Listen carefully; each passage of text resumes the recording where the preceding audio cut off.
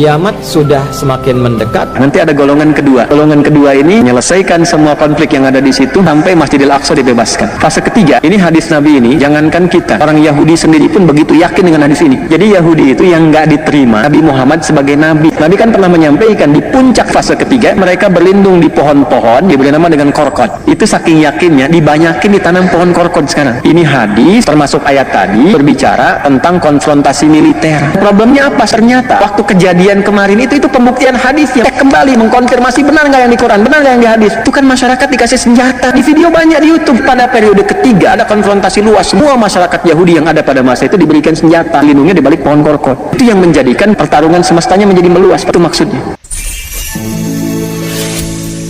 Jadi saya ingin sepakati dulu bahwa sebetulnya kalau kita bicara akhir zaman dengan diutusnya Rasulullah SAW, maka itulah sudah masuk dalam ruangnya akhir zaman itu. Ya, cuma kita belum katakan berakhirnya zaman, kita baru katakan akhir zaman. Ya, artinya apa? Kita berada di penghujung kehidupan dunia, ya, dan akan dekat ke akhir kehidupannya, artinya selesai di dunia ini, karena dengan risalah selesai, maka tinggal umat menjalani sampai batas yang Allah tentukan. Ya, batas waktu yang telah Allah tetapkan. Kalau menunjuk kepada waktu spesifiknya, detiknya, menitnya, sampai jamnya, disebut dengan sa'ah namanya, as-sa'ah. Ya. Nanti di periode ini ada kejadian-kejadian, ya, di mana segala hal bisa muncul, ya, bisa terjadi banyak hal nanti kita sebutkan, baik itu nanti huru-hara, baik itu banyak musibah, baik itu nanti selesai kehidupan, wafat, bangkit, sesuatu terjadi. Sesuatu yang banyak terjadi, bangkit dan sebagainya disebut dengan qiyamah namanya. Ya, asalnya qiyam, sifatnya ditambah ta disebut dengan qiyamah. Karena itu nanti peristiwanya disebut dengan yaumul qiyamah. Yaumul qiyamah. Ya. Nanti ada surah Al-Qiyamah, surah ke-75, gitu kan? La uqsimu biyaumil qiyamah. Ini peristiwanya.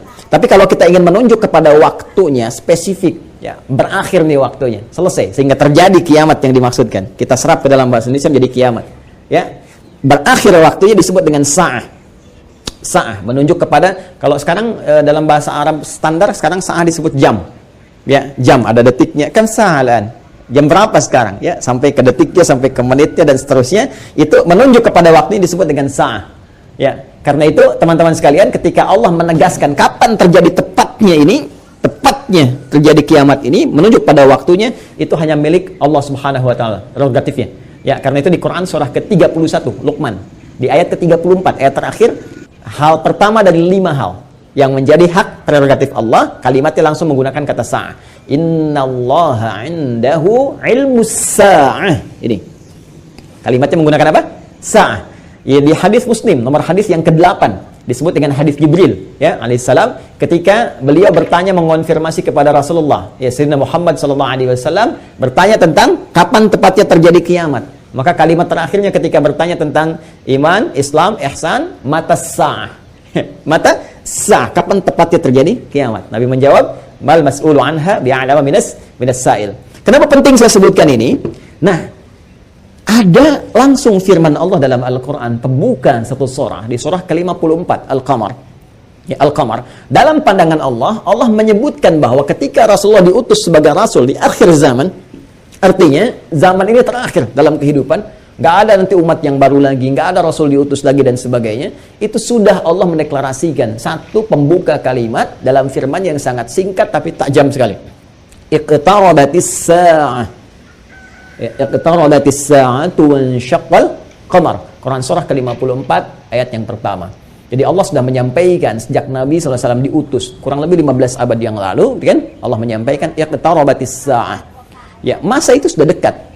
Ya, jadi sejak diutusnya Nabi, Allah sudah mendeklarasikan, sudah menyampaikan, ya, menginformasikan pada seluruh hambanya bahwa ini kejadian ini sudah dekat. Ya, dengan diutusnya Rasulullah, bahwa zamannya akan berakhir. Cuma dekatnya dalam konteks firman Allah dengan pandangan kita tentu sangat berbeda.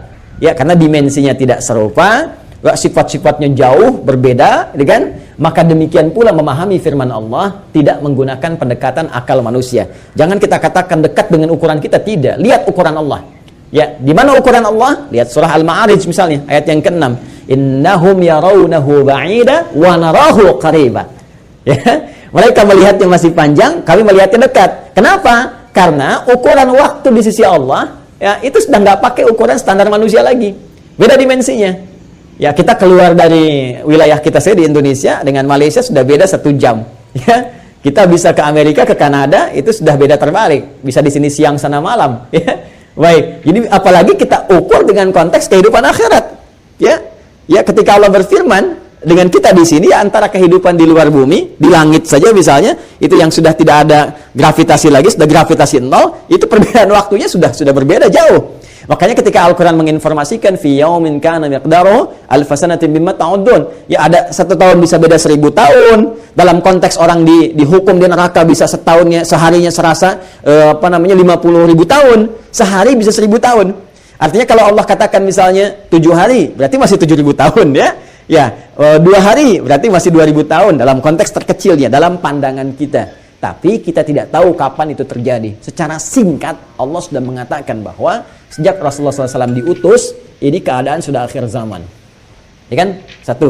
Dan sudah mendekat kepada kiamat. Cuma dekatnya itu kapan waktunya, kita tidak tahu. Dalam pandangan Allah dekat, dalam pandangan kita ngitung dari masa Nabi ke sini masih 15 abad, belum kiamat juga. Ya kan? Sekarang belum kiamat juga, makanya jangan tanya tentang waktunya. Ya, yang ditanya persiapan kita apa? Ya, kalau Anda bertanya tentang waktu pada sesuatu yang sudah diatur, kaidah mengatakan sesuatu yang sudah diatur jangan banyak ditanya lagi.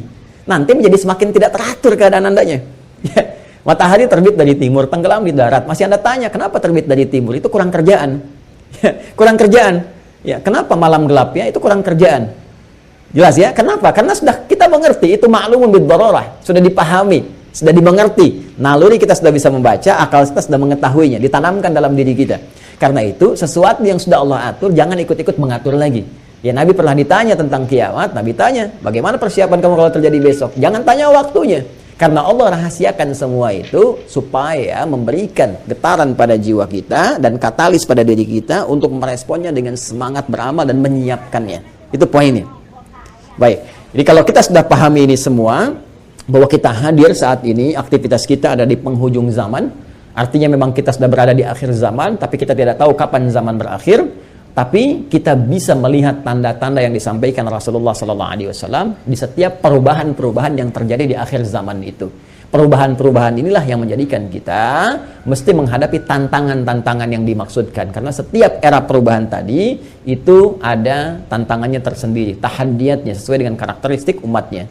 Nah, pertanyaannya, apa yang diinformasikan oleh Rasulullah di zaman beliau berupa tantangan-tantangan sampai perubahan-perubahan setelah masa-masa beliau kemudian wafat, bagaimana prediksi-prediksi yang disampaikan oleh para sahabat, ini yang coba kita uraikan. Dan di antara uraian itu ada yang teman-teman sebut dengan petaka-petaka, ada yang kita istilahkan dengan musibah-musibah. Seperti apa musibah yang digambarkan itu di setiap waktu-waktu yang berganti sepeninggal Nabi SAW, itu yang coba kita turunkan. Lalu kita akan mengaji bagaimana Nabi memberikan petunjuk kepada kita dengan izin Allah Subhanahu wa Ta'ala, saking sayangnya kepada kita, supaya setiap umat yang mengalami masa-masa itu lulus menghadapi ujiannya. Itulah rahman Allah Subhanahu wa Ta'ala. Itulah diantara sifat Rasulullah yang disebut dengan rahmatan lil alamin, saking cintanya kepada seluruh pengikut beliau, umat beliau, maka beliau memohon kepada Allah diberikan petunjuk oleh Allah, begini, setiap era ini nanti akan ada begini, nanti kamu akan hadapi begini, begini cara menghadapinya, begini cara menjaganya. Kalau kita lakukan itu dengan baik, maka Allah akan menyelamatkan kita dari keadaan-keadaan yang dimaksudkan dan lulus kita ujian sampai kita menghadap kepada Allah Subhanahu wa Ta'ala.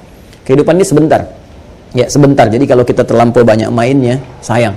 Ya pada akhirnya kan selesai. Karena itu patut kita menata diri dengan baik supaya maksimal kita bisa hadapi. Mari kita turunkan. Kalau sudah paham ini, mohon maaf ya, saya izin hapus dulu. Bismillah. Saya berikan kesimpulan dulu sejenak. Jadi jangan lantas nanti diartikan akhir zaman, kiamat gitu kan. Padahal kita juga sedang di akhir zaman sekarang.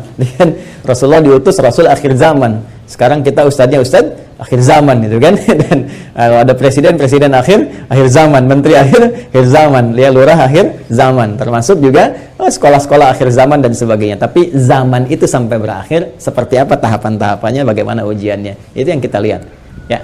Di kesimpulan pertama, 1 tentang akhir zaman sudah kita bahas ya, adalah satu era terakhir ya, era terakhir dari umat manusia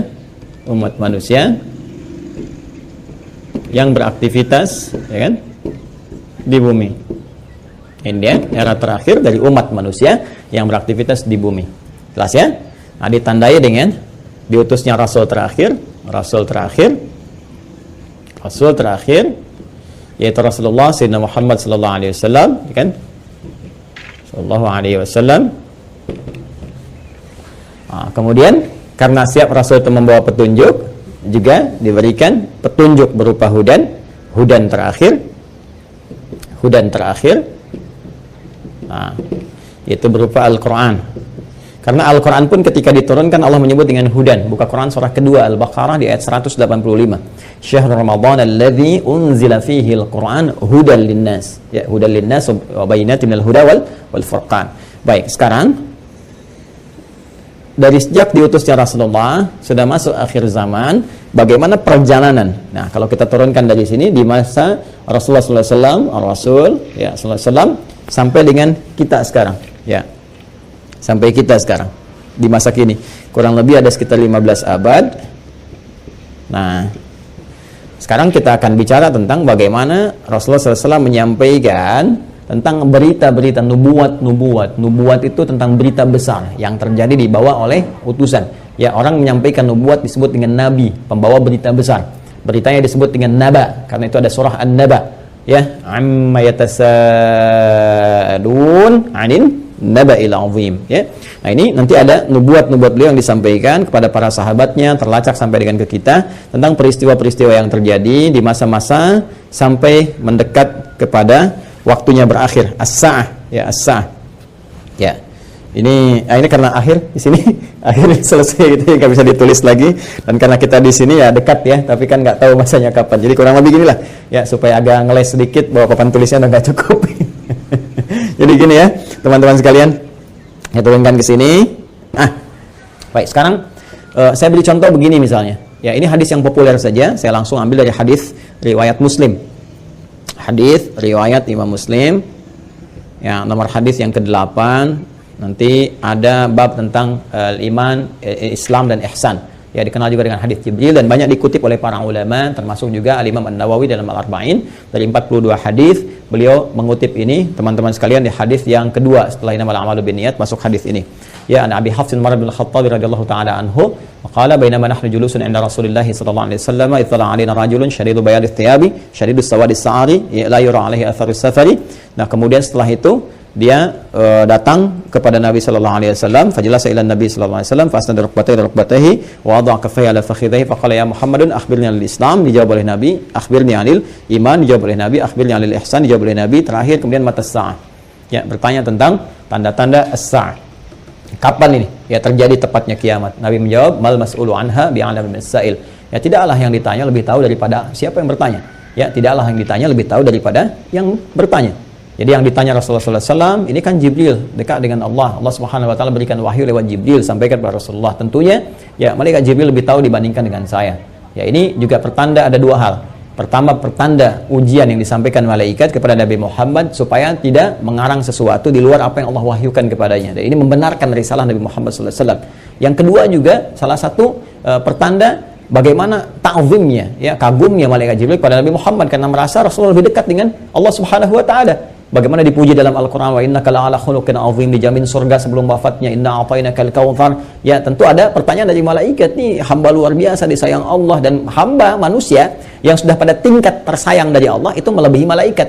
Karena itu ketika Adam alaihissalam ya diuji oleh Allah, diminta, ditanya ini apa, ya, Al-Baqarah di ayat yang ke-31 itu, wa 'allama Adam al-asma'a kullaha, dan seterusnya sampai ayat 33, maka malaikat kan diminta sujud hormat. Di ayat 34-nya, wa idz qulna lil malaikati isjudu li Adam fasajadu, kan? Maka mereka diminta sujud hormat kepada Adam alaihissalam. Apalagi Nabi Muhammad sallallahu alaihi wasallam dengan segala puncak ketakwaan dan kedekatannya kepada Allah, maka mengkonfirmasi malaikat karena melihat bagaimana kedekatan Rasulullah dengan Allah Subhanahu wa taala. Tapi tetap Nabi dengan tawadhu mengatakan, mal mas'ulu anha bi'alam minas sa'il.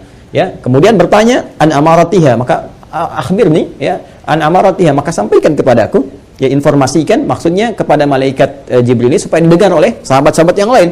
dan disampaikan kemudian kepada generasi setelahnya sampai dengan ke kita. Ya, apa tanda-tandanya? Nah, ini tanda-tanda umum, teman-teman sekalian, yang mencakup kehidupan secara umum, baik itu dialami oleh ahli Quran ataupun bukan ahli Al-Quran. Jadi, ada masa-masa kehidupan dari sejak zaman Rasulullah, nanti terus yang akan mendekat kepada as-sa'ah, berakhirnya kehidupan. Apa diantaranya? Ini banyak hadisnya ya. Ini saya baru ambil salah satu, gitu kan? Salah satu. Maka dikatakan misalnya antali dalam turabbataha. Bagaimana seorang pembantu melahirkan tuannya. Ya, di sini para ulama ada yang memahami sesuatu dunia menjadi terbalik. Ya, suatu dunia menjadi terbalik. Kalau kita lihat tekstual kan nggak mungkin. Oh, pembantu kok lahiran tuan, kan? Nggak mungkin. Tapi ada yang mengartikan banyak hal. Ya, keadaan menjadi terbalik. Ya, misalnya mohon maaf ya, kan biasanya tuan yang mengatur pembantu, sekarang pembantu ngatur tuan. Ya, jadi nanti ditafsir dengan hadis-hadis lain, ketika yang benar disalahkan, yang salah dibenarkan.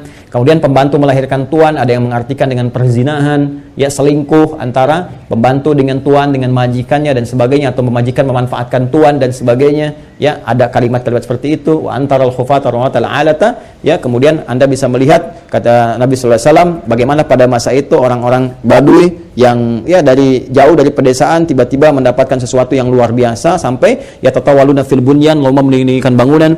Ya, ini ada yang memahami bahwa orang yang biasanya mengembala kambing, artinya orang-orang yang desa dari jauh dari apa yang tidak terbiasa dengan hal-hal yang mewah, tiba-tiba sibuk dengan kemewahan-kemewahan. Ya, kemudian nanti ditafsir di hadis lain, orang-orang berlomba-lomba dalam urusan dunia, sampai orang-orang desa pun ada ikut-ikutan, ya, pengen terlibat dalam konteks dunia dan sebagainya, yang biasanya mereka hidup dalam keadaan-keadaan yang serba sederhana dan sebagainya. Jadi situasi-situasi ini situasi umum. Ya, nanti ada hadis terkait dengan banyak menyebar penyakit-penyakit yang menular, yang jarang ada obatnya dan sebagainya. Ini masih persoalan-persoalan umum yang dengan umum ini dialami oleh semua orang. Artinya mau ahli Quran, bukan ahli Quran, ya akan mengalami peristiwa ini. Ya, saat kebenaran mulai tertukar, saat macam-macam dan seterusnya lah. Ya, tapi alhamdulillah kita nanti masih dilindungi dengan hadirnya hadis-hadis lain. Ya, masih ada ulama-ulama. Walaupun nanti mesti hati-hati ketika ulama banyak yang diwafatkan Allah Subhanahu Wa Taala. Sekarang kurang lebih sudah di atas 400 dari situasi pandemi saya di Indonesia saja. Itu bukan yang kaleng-kaleng, itu ulama-ulama yang memang ahli pesantren, ahli dzikir, ahli ilmu dan sebagainya. Mesti hati-hati juga.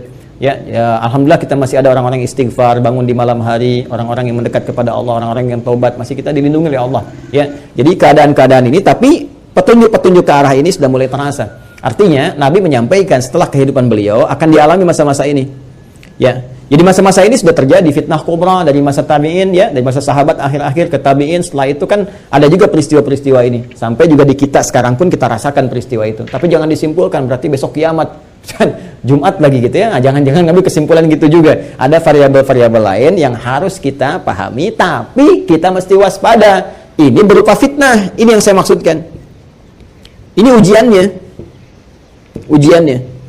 Ingat nanti ya, ada fitnah, ada musibah, ada bala, ada ibtala, itu beda-beda. Ya, itu beda-beda. Nah, ini saya katakan bahwa ini ujian kita di sini. Ini ujian kita. Karena ini ujian kita mesti lulus, teman-teman sekalian. Nah, sekarang dan jangan langsung kita pahami ini kiamat besok ini, tidak. Nabi ingin mengatakan di masa depan ada tantangan-tantangan tuh akan begini. Dan ini kalau tantangan-tantangan ini nggak bisa dihadapi, sudah ini akan menjadi variabel yang mempercepat terjadinya kiamat. Artinya cepat menuju ke arah ini. Ya, kalau orang udah nggak bisa dikendalikan, nggak ada orang jujur semua, orang semua berperilaku maksiat, orang semua berperilaku fahsya, mungkar dan sebagainya, ini mempercepat. Tapi kalau kita bisa lulus ujian-ujian ini, minimal rahmat Allah kita